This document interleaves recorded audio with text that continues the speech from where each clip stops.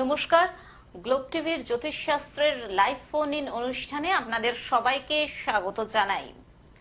উপস্থিত রয়েছেন বিশিষ্ট জ্যোতিষী, হস্তরেখা বিশারদ, বাস্তুবিদ, সংখ্যাতত্ত্ববিদ, তন্ত্র বিশেষজ্ঞ, গোল্ড মেডেলিস্ট, সনাতন ও কেপি জ্যোতিষ প্রফেসর ডক্টর দিলীপ কুমার। এবং এই অনুষ্ঠানটি করার জন্য দিলীপ বাবু কিন্তু অনেক দূর থেকে, অনেক ব্যস্ততাকে দূরে সরিয়ে দিয়ে শুধুমাত্র আপনাদের মুখোমুখি হওয়ার জন্য কিন্তু চলে আসেন। এই 25 মিনিট সময়টা কিন্তু আমাদের সবার কাছে এবং আশা করি আপনাদের কাছেও অনেকটাই মূল্যবান, কারণ তিনি আসেন এই 25 মিনিট সময় যে আপনারা কি করে ভালো থাকবেন সেইটা নিয়ে আলাপ আলোচনা করার জন্য, আপনাদের মনে জোর দেওয়ার জন্য যে না, সমস্যা তো আসতেই পারে জীবনে, কিন্তু সেই সমস্যাটাকেও কিন্তু অনেক অংশে কাটিয়ে দেওয়া যায়। এবং কিভাবে কাটিয়ে দেওয়া যায় না, তার জন্য একাধিক পদ্ধতি নিয়ে দাদা আলোচনা করেন। তেমনি আজকের দাদা আলোচনা করবেন মন্ত্র ও তন্ত্র নিয়ে। মন্ত্র কি করে কাজ করে, তন্ত্রই বা কি করে কাজ করে। আজকে এই সুন্দর আলোচনায় আপনারাও যোগ দিন এই লাইভ ফোন ইন অনুষ্ঠানে, এবং আর সময় নষ্ট না করে আপনারাও আপনাদের সমস্যা নিয়ে চলে আসুন আমাদের দুটো ফোন নাম্বারে ফোন করে 0332571255 এবং 0334008143 এই দুটি ফোন নাম্বারে ফোন করে আসুন। আজকে এই লাইভ ফোন ইন অনুষ্ঠানে আরো আরেকবার স্বাগত জানাই আমাদের অত্যন্ত কাছের মানুষ, এবং যিনি আমাদের সব সময় ভরসা দেখান এবং আমাদেরকে একটা সঠিক গাইড লাইন, যার কাছ থেকে আমরা পেয়ে থাকি সঠিক গাইডলাইন, অর্থাৎ যিনি আমাদের পথ দেখিয়ে নিয়ে যান, কিসের পথ না আলোর পথ। আসুন স্বাগত জানাই প্রফেসর ডক্টর দিলীপ কুমারকে। স্বাগত দিলীপ বাবু আরো আরেকবার এই অনুষ্ঠানে। নমস্কার, আপনাদের সামনে আজও আবার হাজির হয়েছি লাইভ ফোন প্রোগ্রামে। আজকে আমি একটু ধর্মীয় বিষয় নিয়ে আলোচনা করব, সেটা হচ্ছে মন্ত্রতন্ত্র। মন্ত্র কি আর তন্ত্রই বা কি? মন্ত্র হচ্ছে একটি পিউরিফাইড, মানে বিশুদ্ধ বা পবিত্র শব্দগুচ্ছ বা বাক্যের কিছুটা অংশ বলতে পারেন। এই দেখবেন মন্ত্র উচ্চারণ করা হয় রিপিটেডলি, মানে একই মন্ত্র দেখবেন কিছু শব্দ বারবার উচ্চারিত হয় বা আমরা উচ্চারণ করে থাকি। যেমন আপনারা শুনে থাকবেন ওং নমো নমঃ। এই যে ওং নমো নমঃ মন্ত্রের মধ্যে দেখবেন নম কথাটা দুবার আছে। আবার দেখবেন ওং ওং নমস্তুতে, ওং ওং নমস্তুতে, নমস্তুতে। এই যে নমস্তুতে দেখবেন এর মধ্যে দুবার আপনি শব্দ পাবেন। এবারে এই মন্ত্র জপ করার একটা নির্দিষ্ট একটা সময় থাকে, সেই নির্দিষ্ট সময়ে জপ করলে উপকার পাওয়া যায়। এবার দেখবেন আমরা মন্ত্রের দ্বারা কি পাই, মানে কি আমরা উপকার পাই। মন্ত্র যদি নির্দিষ্ট সময়ে জপ করা হয় বা উচ্চারিত হয়, তাহলে দেখবেন আমাদের শরীরের মন তো অস্থির, চঞ্চল থাকে। কেননা আমাদের দেহের মধ্যে যে 6টি রিপু আছে, কাম, ক্রোধ, লোভ, মদ, মোহ, মাৎসর্য, এই 6টা রিপুর দ্বারা আমরা পরিচালিত হই। কাজেই আমাদের মন কিন্তু অস্থির থাকে, চঞ্চল থাকে এবং বিভিন্ন কুপথে যাবার একটা প্রবণতা আসে। কাজেই মন্ত্র যদি ঠিক নির্দিষ্ট সময় উচ্চারণ করা যায়, তাহলে দেখবেন আমাদের মনকে দেখবেন চঞ্চল থেকে দূরে রাখে, মানে আমাদের মনকে শান্ত রাখে। আর একটা উপকার হয়, সেটা কি, যে আমাদের দেহের আত্মার সঙ্গে ভগবানের সঙ্গে একটা কানেকশন হয়, মানে একটা যোগাযোগ তৈরি হয়। এই যোগাযোগ দেখবেন আমরা যখন ভগবানের কাছে আমাদের সংযোগ স্থাপন করি মন্ত্র উচ্চারণের মাধ্যমে, সেই মন্ত্র যখন ভগবানের কাছে অ্যাকসেপ্টেড হয়, মানে গৃহীত হয়, তখন দেখবেন আমরা করি কি, মোক্ষ লাভ করি, মানে আমাদের মোক্ষ লাভের পথটা খুলে যায়। যার জন্য দেখবেন কোনো বয়স্ক লোকেরা যখন মারা যায়, তার আগে না তাকে বলা হয় যে হরিনাম জপ করো, হরি বল বলো। কেননা ওই মন্ত্র, হরিনামের মন্ত্র উচ্চারণ করলে সেটা ভগবানের কাছে গিয়ে পৌঁছায় এবং হয় কি সে তৎক্ষণাৎ বা কিছু সময় পরে তার মুখ খোলা হয়। আর একটা হয় কি যে মন্ত্র যদি আমরা রেগুলার জপ করি তাহলে দেখবেন আমাদের শরীর কিন্তু সুস্থ থাকে, মানে অসুখ বিসুখ চট করে হবে না। দেখবেন অনেকে দেখবেন যারা ব্রাহ্মণ তারা গায়ত্রীও জপ করেন, রেগুলার করেন, তাতে অনেক উপকার হয়। এবারে বলবো যে তন্ত্র।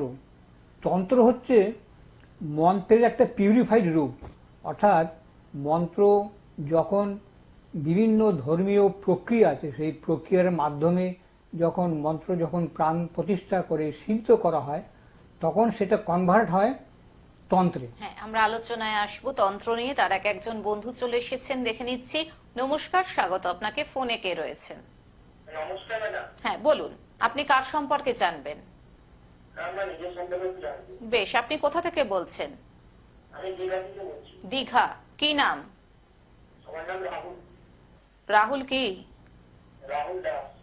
আচ্ছা, জন্ম তারিখ বলুন। জন্ম তারিখ হচ্ছে 10/3/1996। 10/3/1996। বেশ, জন্ম সময়? জন্ম সময় হচ্ছে রাত্রি 9:16 PM, মানে 21:16। রাত্রি 9:16 PM। বেশ, জন্মস্থান? দীঘা, পূর্ব মেদিনীপুর, ওয়েস্ট বেঙ্গল। দীঘা, পূর্ব মেদিনীপুর। বেশ, কি প্রশ্ন বলুন। বলছি কেরিয়ার, ওরা গভর্নমেন্ট জব করতে পারে, কেরিয়ার কমপ্লিট হতে পারে আর গোল্ডেন টাইম। এখন কি করা হয়? এখন আমি কম্পিটিটিভ এক্সামে দিচ্ছি আর হোম বিজনেস আছে, হোম বিজনেসে অফিসে যাই। কিসের বিজনেস? কিসের বিজনেস? বিজনেসটা কিসের? হোম বিজনেসে আছো, বিজনেসটা কিসের? বিজনেস হচ্ছে হার্ডওয়্যারের। আচ্ছা, তুমি এই বিজনেসটার বদলে তুমি চাকরি করতে চাইছো নাকি দুটোই একসাথে করতে চাইছো?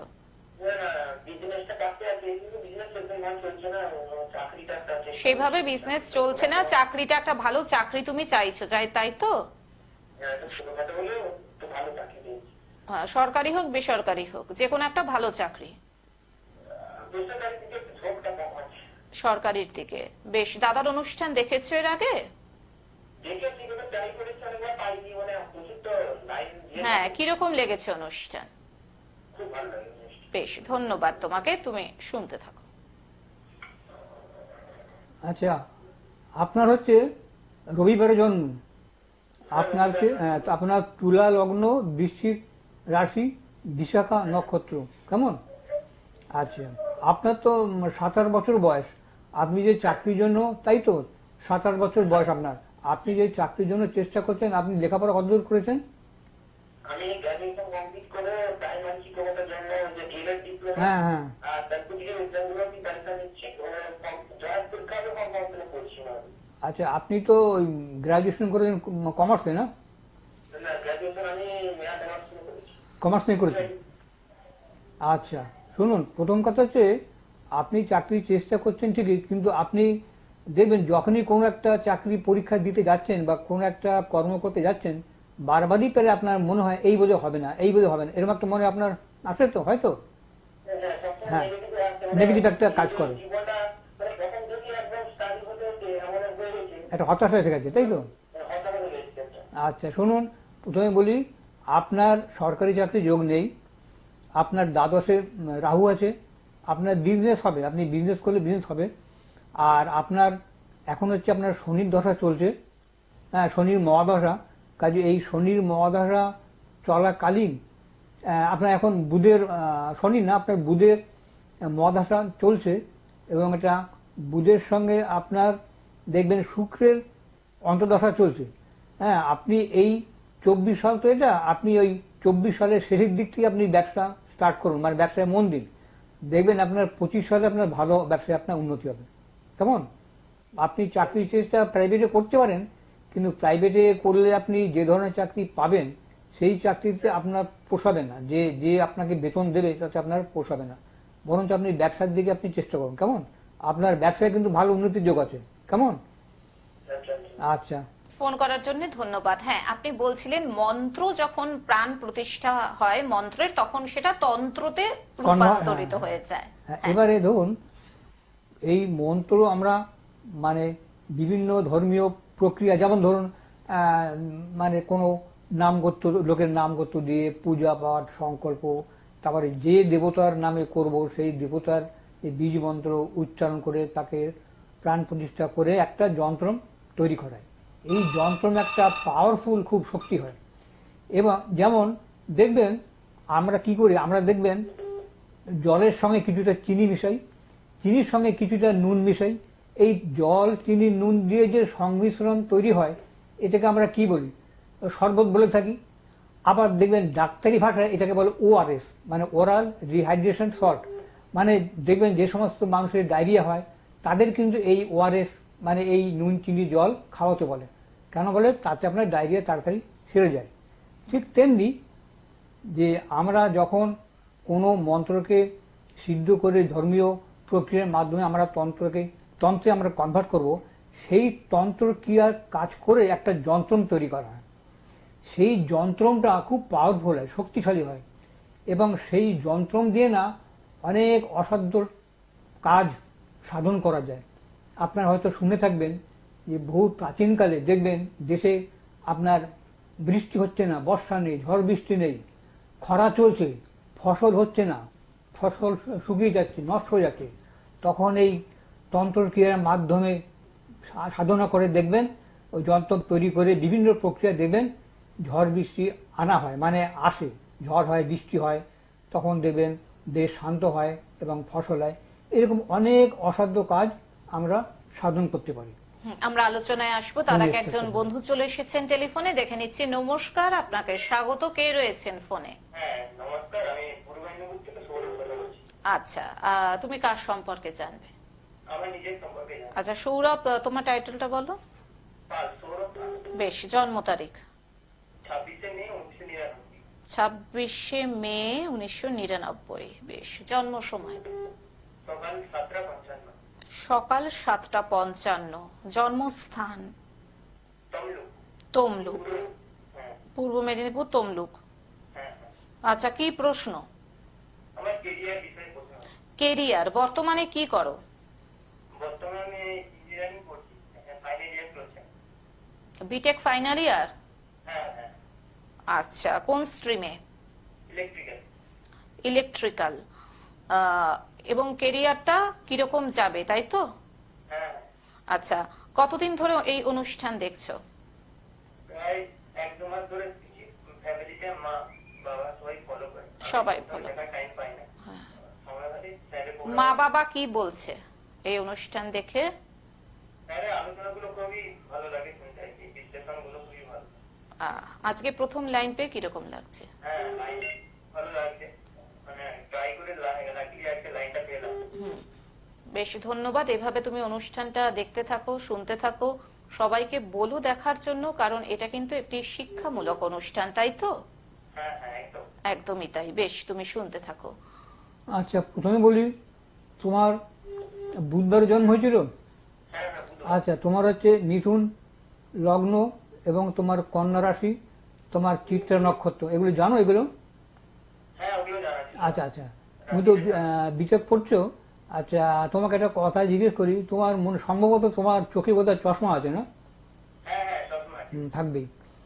আচ্ছা, এবার তোমার কিন্তু দেখবে পঞ্চমে চতুর্থে, তোমার চতুর্থে কিন্তু খুব ভালো গ্রহ আছে, শুভ গ্রহ চন্দ্র আছে, এবং আরেকটা কি, তোমার দশমে তোমার বৃহস্পতি আছে। তোমার কিন্তু পড়াশোনার জায়গাটা খুব ভালো আছে, বিদ্যাস্থান তোমার খুব ভালো আছে, এবং তোমার চতুর্থপতি যে বুধ, সেই চতুর্থপতি বুধ তোমার কিন্তু আছে দ্বাদশে। দেখবে তোমার কিন্তু যখন চাকরি পাবে দেখবে তোমার কিন্তু বাইরে হবে। হ্যাঁ, তোমার, এবং তুমি পড়ছো বোধহয় কোনো হোস্টেলে পড়ছো তো, বাইরে থেকে হোস্টেলে না? হ্যাঁ, তোমার শিক্ষার জায়গাটা দূরে হবে। আচ্ছা, তোমার চাকরি হবে শিওর। এবং তুমি বিটেক পাস করার পর তুমি যদি এমটেক পড়তে চাও পড়তে পারো। তোমার দেখবে ওই দশমের বৃহস্পতি তো তোমার টিচিং লাইনে, ধরো তুমি কোনো ইঞ্জিনিয়ারিং কলেজে পড়াবে কি পার্ট টাইম লেকচারার হলে, তারপর আস্তে আস্তে পার্মানেন্ট হবে। তোমার এই টিচিং লাইনটা খুব ভালো আছে, শুভ আছে, তুমি চাকরি পাবে ডেফিনেটলি। আর তোমার একটু মাঝে মাঝে তোমার একটু ধৈর্যটা মানে হারিয়ে ফেলো না, তাই তো? হ্যাঁ, ধৈর্যটা হারিয়ে ফেলো। হ্যাঁ, ধৈর্য থাকে না। এক মিনিট বলে নি, তোমার কিন্তু একটা প্রতিকার দরকার, তোমার একটা শনির প্রতিকার করা দরকার হবে, কেমন? তুমি অবশ্যই করে নেবে, তাহলে তোমার ওই কেরিয়ার জায়গাটা কিন্তু ভালো হবে। তোমার শনি কিন্তু নিচস্থ আছে। বলো কি বলবে? স্যার বলছি আমি গভর্নমেন্টের এই কম্পিটিটিভ এক্সাম গুলো দিচ্ছি আর কি। হ্যাঁ যেমন রেলের এক্সাম, মানে জুনিয়র ইঞ্জিনিয়ার বা ওই ইঞ্জিনিয়ারিং ওই এক্সাম গুলো দিচ্ছি। আচ্ছা আচ্ছা। সেন্ট্রাল বা স্টেটের এক্সাম গুলো, কম্পিটিটিভ এক্সাম গুলো যেগুলো, হ্যাঁ হ্যাঁ, ওগুলো কি আমার হওয়ার সম্ভাবনা, গভর্নমেন্ট জবের কি সম্ভাবনা রয়েছে? শোনো, গভর্নমেন্ট জবের, গভর্নমেন্ট না হলেও গভর্নমেন্টের টাস্ক থাকবে, মানে ধরো তোমার ওই আধা সরকারি মানে আন্ডারটেকিং এসব জায়গায় তুমি যেমন রেলে পরীক্ষা দিচ্ছ দাও, তবে তোমার কিন্তু ভালো হচ্ছে যোগ আছে ব্যাংকিং সার্ভিসে, ব্যাংকিং সার্ভিসে। কারণ তোমার দশমে বৃহস্পতি, তো বৃহস্পতি হচ্ছে অর্থ, অর্থ মানে যেখানে টাকা পয়সা গোনা হয়, মানে লেনদেন হয়, সেই জায়গাটা তোমার ভালো আছে। তুমি রেলেও পরীক্ষা দাও, এবং তুমি যদি রেলেও তুমি পরীক্ষা দাও, চাকরি পাও, দেখবে তোমাকে সেই ক্যাশ নিয়ে তোমাকে মানে ট্রানজাকশন করতে হবে। তুমি ব্যাংকে পরীক্ষা দাও, তোমার ভালো যোগ আছে চাকরি। তবে ভাই তোমার শনির কিন্তু প্রতিকারটা মাস করেই নেবে তুমি, কেমন? হ্যাঁ হ্যাঁ, বলছি কতদিনের মধ্যে জবটা, হ্যাঁ, কতদিনের মধ্যে? কতদিনের মধ্যে জবটা পেতে পারি? শোনো, এটা তোমাকে জানতে গেলে না তোমাকে একবার চেম্বারে আসতে হবে, কারণ এত কম সময় তো বলা যাবে না। তবে তোমার মোটামুটি 24 সালের তো হবে না, ওই 25 সালের শেষের দিকে চাকরি যোগ আসতে পারে, কেমন? বেশ, ফোন করার জন্য ধন্যবাদ। হ্যাঁ, যেটা আমরা সবসময় বলে থাকি, এই 25 মিনিট সময়ের মধ্যে এখান থেকে বসেই কিন্তু সমস্ত কিছু জানা বা এখান থেকে প্রতিকার কিন্তু কখনোই সম্ভব নয়। তার জন্য কিন্তু সাক্ষাতের প্রয়োজনীয়তা রয়েছে চেম্বারে আসার। তার জন্য বুকিং নাম্বার, অনুষ্ঠান শেষ হয়ে গেলে ফোন করে নিন 9836015194 এ। এবং দাদার চেম্বার বিভিন্ন জায়গায় রয়েছে, যেমন শনিবার হাতিবাগান অ্যাস্ট্রো প্লাস রূপবাণী সিনেমার বিপরীতে দুপুর 1টা থেকে 4টে। সোমবার বর্ধমানে তিনকোনিয়া বাস স্ট্যান্ডের পাশে দুপুর 2টো থেকে বিকেল 5টা। বুধবার মেছেদা রেল স্টেশন ও সেন্ট্রাল বাস স্ট্যান্ডের পাশে দুপুর 2টো থেকে বিকেল 5টা। প্রত্যেক পূর্ণিমাতে তারাপীঠে স্টেট ব্যাংকের পাশের গলি দুপুর 12টা থেকে বিকেল 4টে। প্রতি মাসের শেষ রোববার শিলিগুড়ি মহানন্দা ব্রিজের পাশে দুপুর 12টা থেকে সন্ধে 6টা। এছাড়াও দাদা কিন্তু অনলাইন প্রেডিকশনও করে থাকেন। দাদা, একজন বন্ধু চলে এসেছেন টেলিফোনে, দেখে হ্যাঁ, নিচ্ছি। দেখা যাবে, হ্যাঁ। নমস্কার, আপনাকে স্বাগত। কে রয়েছেন ফোনে? হ্যাঁ নমস্কার, আপনি আরেকবার বলুন, আপনি কোথা থেকে বলছেন? আমি বাংলা থেকে বলছি। কার সম্পর্কে জানবেন? ছেলের নামটা বলুন। হ্যাঁ, ছেলের নামটা বলুন। ছেলের নাম কৌশিক নাগ। কৌশিক নাগ। ওর জন্ম তারিখ বলুন। 13/11/1999। 13/11/1999। জন্ম সময়? জন্মসময় রাত 10টা 35 মিনিট। রাত্রি 10টা 25 মিনিট। সালটা কত? 35 মিনিট। 35 মিনিট। 13/11/99, 99। আচ্ছা, জন্ম সময়টা হচ্ছে রাত্রি 10টা 35। হ্যাঁ হ্যাঁ। হুগলির সিঙ্গুরে। বেশ, কি এই যা যে বাগনান বলছেন? উনি এখন ফোন করছেন বাগনান আচ্ছা, থেকে, আচ্ছা। মানে ওর ছেলের জন্মেছে সিঙ্গুরে, সিঙ্গুরে, তাই তো? আচ্ছা, আচ্ছা। বেশ, আপনি এবার বলুন ছেলের বিষয়ে কি প্রশ্ন আপনার? ওই ছেলের বিষয়ে প্রশ্ন হচ্ছে, আমার ছেলে ওই নানান জায়গায় পরীক্ষা দিচ্ছে, কিন্তু মানে চাকরি পাচ্ছে না। সরকারি পরীক্ষাগুলো দিচ্ছে, আর মানে স্থায়ীভাবে কিছু আর হচ্ছে না। মানে বেসরকারি কোনো জায়গায় চেষ্টা করছে না, শুধু সরকারি জায়গাতেই চেষ্টা করছে, সেটাই তো? হ্যাঁ হ্যাঁ হ্যাঁ, সরকারি জায়গাতেই চেষ্টা করছে, হচ্ছে না। আচ্ছা, কবে নাগাদ সরকারি চাকরি পাবে সেটাই প্রশ্ন, তাই তো? হ্যাঁ হ্যাঁ, ওর যদি সরকারি চাকরি হয় হবে, কি নাহলে অন্য কোনো দিকে দেবে, সেটা আমি জানি না ঠিক মতো। মানে সরকারি চাকরি কবে হবে, বা আদৌ আপনার ছেলে সরকারি চাকরি পাবে কি না, নাকি বেসরকারি চাকরি পাবে, নাকি ব্যবসা করবে, সেটাই তো? মানে কি হবে আলটিমেটলি? হ্যাঁ হ্যাঁ, সেইটাই আমি একটু জানতে চাই দাদা। বেশ, আপনি শুনতে থাকুন আপনি। চেষ্টা করছি। হ্যাঁ আচ্ছা, হ্যাঁ। প্রথমে বলছি, আপনার ছেলের শনিবারে জন্ম তো? ছেলের শনিবারে জন্ম, ছেলের কর্কট রাশি এবং ছেলের কর্কট লগ্ন এবং ধনু রাশি, উত্তরাষাঢ়া নক্ষত্র। একটা বলি, আপনার দেখবেন ছেলে যে পরীক্ষা দিচ্ছে, ও কি গ্রাজুয়েশন কমপ্লিট করার পরে পরীক্ষা দিচ্ছে, তাই তো? হ্যাঁ হ্যাঁ আচ্ছা, ও গ্রাজুয়েশন কি আপনার আর্টস নিয়ে করেছে? আর্টস, না কমার্স নিয়ে করেছে। কমার্স নিয়ে করে, যাই হোক কমার্স আর্টস হলে বেটার হতো। যাই হোক, প্রথম কথা হচ্ছে যে আপনার ছেলের কিন্তু লগ্নে রাহু আছে, আপনার ছেলে কিন্তু মনটা অস্থির। অস্থির মানে কি, কোনো জিনিস পড়াশোনা করছে ঠিক, পড়তে পড়তে দেখবেন অন্যমনস্ক হয়ে যাচ্ছে, মানে ভালো লাগছে না, এটা একঘেয়েমি এসছে, তাই তো হচ্ছে তো?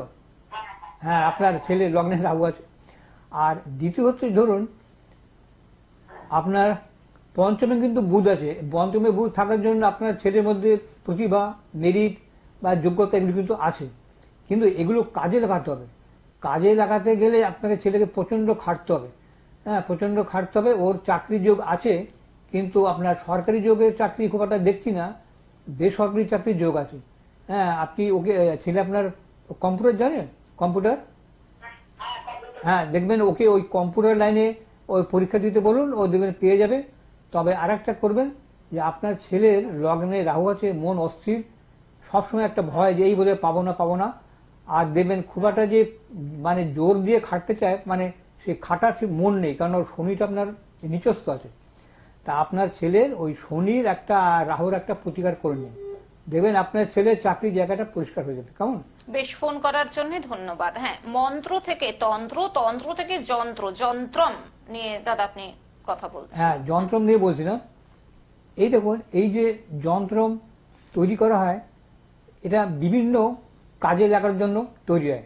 যেমন ধরুন আমি ধরুন একটা হয়তো মহামৃত্যুঞ্জয় যন্ত্র তৈরি করব, তাহলে সেই যার নামে হবে তার নাম গোত্র দিয়ে এবং মহামৃত্যুঞ্জয় মন্ত্র যে দেবতার উদ্দেশ্যে করা হবে সেই উদ্দেশ্যে সেই মন্ত্র দিয়ে, সেই বীজ মন্ত্র দিয়ে পূজা পাঠ হোমযজ্ঞ করে প্রাণ প্রতিষ্ঠা করে একটা যন্ত্রম তৈরি করা হয়। সেই যন্ত্রটা খুব শক্তিশালী হয় এবং এই যন্ত্রটা ধারণ করলে হয় কি, ধরুন আপনার ওই অকালে মৃত্যু, তারপরে ফাড়া, অ্যাক্সিডেন্ট, এই সমস্ত বিপদ আপদ থেকে মুক্তি পাওয়া যায়, রক্ষা পায়, জাতক জাতিকা রক্ষা পায় ধারণ করলে।